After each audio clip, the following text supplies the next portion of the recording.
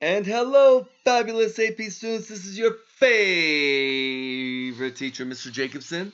I am excited to be with you today. Today, we're going to talk about empire and their methods of administration between 1450 and 1750. This is Unit 3 of the AP curriculum, so let us begin. All right, so we're going to jump to England real quick. A couple of things happened in England. Before this time period, we had a parliament that emerged out of England. So this is all prior, and the parliament would challenge the power of the monarch, so that the monarch couldn't become too oppressive. However, in 1689, the English Bill of Rights is formed, and this gives more power to the people or the citizens. One way it does is that it gave citizens the right to what we call something today known as due process, where the king can't just arrest somebody, or the police of the king or subjects of the king can't just be arrested, thrown in jail, and the key is thrown away, locked away, and they just die in jail without any kind of process of proving their innocence. So even today, a police officer can't just arrest somebody and then just let them rot in jail. They have due process. You have to give them the right to an attorney. You have to allow them to have that phone call, right? To reach out, and so this is something that was given to the English people in the English Bill of Rights. Also, the English Bill of Rights made it so that the king could not increase taxes or raise up an army without Parliament's consent. So the king has to work with Parliament, in that if he wants to make any tax reforms or major legislation, they got to work in tandem with each other. And so this limits the power of the king, which limits the chances of abuse being perpetrated upon the people. And another thing that the king created was something called the justice of the peace. So these people were appointed by the king to enact justice to both rich and poor according to the laws of the land. And the king did this to strip power further away from the feudal lords.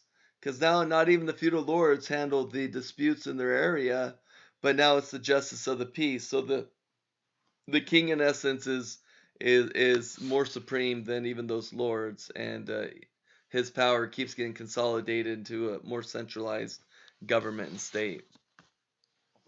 So France is going to be very different from England. The king will have absolute power and authority. In fact, the most popular of all the kings are going to be Louis the 14th, which is he'll be known as the Sun King. And this guy really had a high opinion of himself. He declared, "I am the state," meaning that he is the government. He decides. There is no rule of law, if you will. He decides what happens to you if you break the laws. And so he combined both the law-making power or legislative power and the justice or judging powers, and he put them all into himself. And this gives him a lot of power and leaves a lot of room for abuse and corruption. He also kept nobles close to him and his palace, so that they couldn't plot against him. So not only did he have a lot of power, but he wanted to secure that power and make sure that the nobles were not going to try to rebel in any kind of way or incite any kind of insurrection. So the French king's refusal to share power, this attitude of their absolute power, this divine right to rule, it's going to weaken the government in the long term, and it will lead to revolution with Louis the 16th. All right, let's move on. So we'll go to the Russian Empire here in Ivan the Fourth. We're going to talk a little bit about what he did. So Ivan the Fourth, he does something very similar to what Louis the 14th did. He's going to take the boyars, or the nobles, what they're known, boyars, and they and their families are going to be moved over to Moscow to live with him. So he wants to keep a close eye on the nobles, right? Just like Louis the 14th did. They don't want to make sure that these nobles are going to try to say, wait a minute, this guy is getting way too powerful. We need to do something.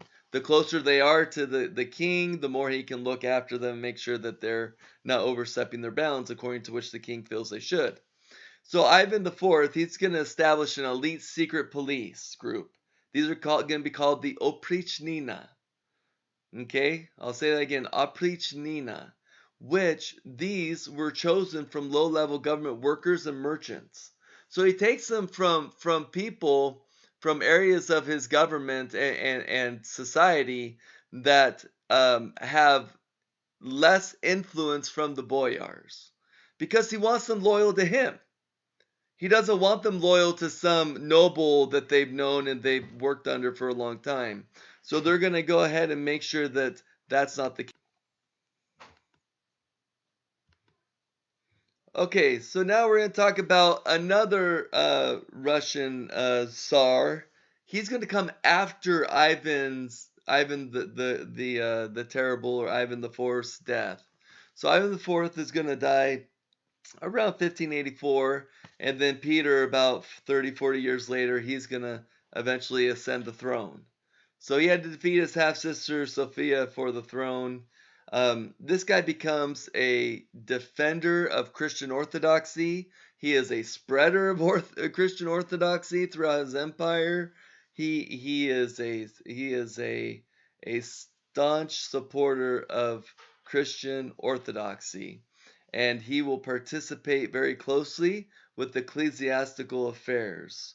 And so he will also divide his empire into 50 provinces so that it's more manageable. And he's going to create a senate to advise him. He's going to create a senate to advise government officials when he's away on business. So when he's not at home in the capital or whatever, he's away visiting other dignitaries or whatever, that he'll have a senate where government officials can advise and make decisions with. And let's jump over to the Ottoman Empire. So the Ottoman Empire, there's a few things I want you to definitely be aware of. I mean, all the things in red are really important, so try to lock those in your brain. One is Dev Shirme. So Ottoman Empire, it's going to in 1453 conquer Constantinople. It'll rename it Istanbul. It's going to conquer further into East Europe, and so it's going to have a lot of East Europe and West Asia. Okay, as their empire. And Christian boys who were subjects of the empire, they're going to be recruited by force to serve as in the Ottoman government. So you'll have boys ages 8 to 20, and they're going to be taken away each year from their families to go serve as government officials in the Ottoman government. And a lot of places, especially like the places like the Balkan region, which is kind of near Greece, that whole Balkan region, that's going to be very strong Christian due to the Byzantine Empire, who had control of that region for, gosh, almost 1,000 years. And the Byzantine Empire was a strong Christian empire. So now you have this Muslim empire that's conquered the Byzantine, and so you have a lot of Christians, especially in the eastern part of Europe. And so now, to kind of take away that Christian prominence, the Ottoman Empire is going to have this attitude of Dev Shirme, where they're going to take these young boys and sort of raise them in the Ottoman government, teach them to be loyal to the government, loyal to all the to Islam, if you will, because they're going to need to convert to Islam if they want to increase their social mobility. Anyway, so they're going to teach these boys politics, arts, military, and they're going to give them higher education. So some of these boys, because of these higher educations and these abilities to kind of move up in government, they're not gonna um, they're not gonna be totally against it. In fact, some families, just to sort of increase their social mobility, they're gonna kind of volunteer their kids. But many, many, many will not, because they're Christian and they don't want their kid to be raised a Muslim. It's a fundamental belief of theirs, right? To remain the religion that you are. So what the Ottoman Empire is going to create is something called janissaries. And Janissaries are going to be an elite force in the empire that are going to come from this Dev Shirme. Okay, you're going to have these kids, who are going to be raised up in the Ottoman Empire and the government, and they're going to get indoctrinated to be loyal to the Sultan and to even be their bodyguards. Again, they can increase their social status this way. They're going to have to convert to Islam if they want to really kind of go far within the government. And so this approach is going to again take away um, the Christian dominance that was once in Eastern Europe, as people are going to be forced to convert to Islam and to show loyalty to the Ottoman government. And then we're going to jump to Japan here. So Japan, you have the Tokugawa shogunate. So during this time, you're going to have the Portuguese. Remember, the Portuguese will be the first people to figure out how to go around the southern tip of Africa and to enter into the Indian Ocean. Well, the Portuguese will make their way over to Japan, and they're going to sell a bunch of muskets to Japan and teach them how to fire them and to use gunpowder. And so you're going to have daimos, and daimos are kind of like the equivalent of lords in the English feudal system. Okay, they're going to have daimos who are eventually going to use this technology, and this is going to allow Tokugawa, which is a daimyo who's going to unify all of Japan. And he will become a shogun. Shogun is basically the supreme general or leader. And he's going to start a dynasty, or what they call a shogunate. So the head of Japan is the emperor. However, the emperor is just a figurehead. Okay? The shogun controls the emperor. This is the guy that has the real power in the feudal system. The emperor is just a figurehead. The shogun will make it look like the emperor is even in charge, but the emperor really knows who makes and it makes all the calls. So the Tokugawa shogunate is going to be known as a period of great peace. And again, right back to Louis the 14th, right back to Ivan the Terrible. If a daimyo was visiting his home territory, known as a Han, okay, then family had to stay with the shogun in Tokyo.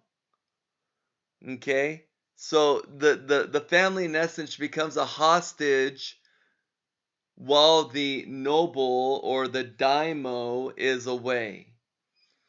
And what that does is it reduces the daimyos to just landowners, and rather than independent leaders, because the shogun has their family. So if the daimyo decides to do anything stupid and try to overthrow them, cause insurrection, then his family is going to pay severely. And so this was a way to sort of intimidate daimyos and to discourage them from trying to overthrow the power. And the Mughal Empire, so you'll have Akbar the Great, which would be one of the great kings of this empire. He practiced religious tolerance. He defeated Hindu armies. He expanded the empire westward and southward. He established a government system of fairly administered laws. In fact, there was anyone in his empire could appeal to him to cast judgment on their dispute. You're going to have people from like Central Asia who are going to want to come down and be a part of his palace administration because they like how he approaches government and he's fair to the people. He's going to create a group of people called zamindars, and these are paid government officials in charge of taxation. So these zamindars are going to be given grants of land rather than salaries. However, they're also going to be permitted to keep portions of taxes that they collect on the local peasants, and these peasants are required to contribute 1/3 of produce to the government. Eventually, however, the zamindars are going to become very corrupt in that they're going to take more taxes than they should from the peasants, And that extra taxes, they're going to start building up their own personal armies and building up loyalty among their own citizens, so that they're going to try to break away from the Mughal Empire and kind of create their own. And so this will become a problem later on in the Mughal Empire. Now, legitimizing power through art and religion. So, you got a lot of ways in which kings and rulers are going to sort of solidify their power. They're going to show it through beautiful public works or through religion. Louis XIV did it through the Palace of Versailles. This is a I mean, here's a picture right here of Versailles. It's a massive palace. It was said that it was staffed by like 1,000 workers. A day had to work in it to be able to staff the whole thing. Here he would entertain nobles, and he wanted to keep those nobles close to him so that they were forced to conduct business there rather than anywhere else. And of course, this palace was just again, it was a testament to the glory and power of this king. Now, Peter the First, he's going to build St. Petersburg and make that his official capital of the Russian Empire. So he's going to name it after himself, obviously, right? And he's going to build it after a European style rather than Asian style. And so this shows just how this kind of gives you an idea of the admiration that Peter the First had for Europe and its rulers. And Moscow will not be the capital under his reign.